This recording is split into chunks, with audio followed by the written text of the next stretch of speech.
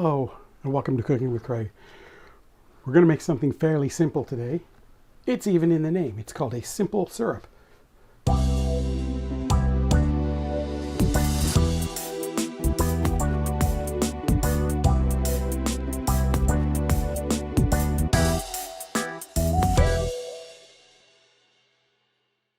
For that, we're going to turn this burner on to medium, around 6.5, 7. We don't want it to get too hot because we don't want the sugar to scorch.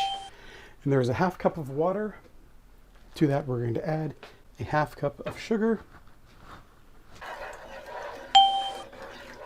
So the goal at this point is simple. We're just trying to get this sugar all dissolved.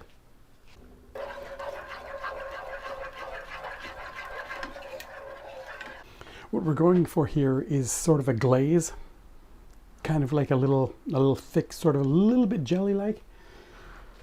We're not going to use gelatin though, we're just going to use a bit of cornstarch to thicken it up.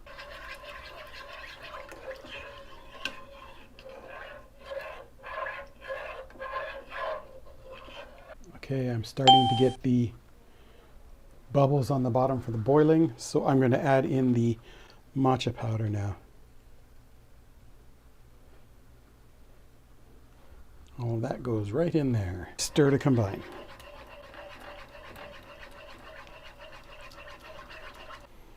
And give that a minute until it starts to actually boil.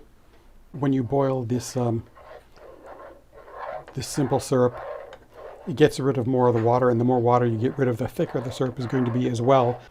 So we've got our boil happening. So I'm going to throw in the cornstarch.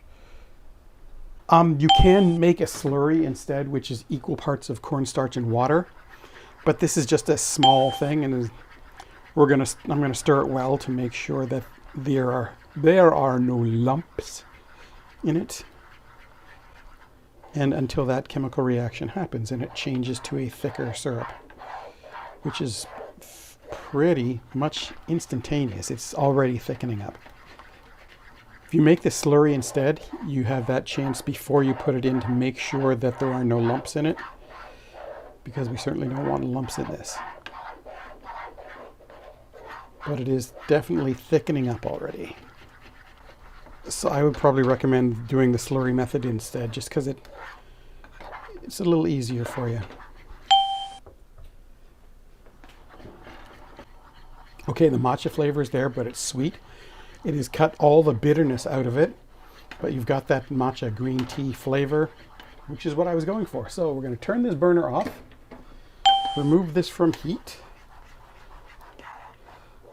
give it a final stir or two to make sure nothing gets crazy, and set that to cool. So you can bottle that. It'll last for approximately a week. So thanks for watching, and we will catch you next time.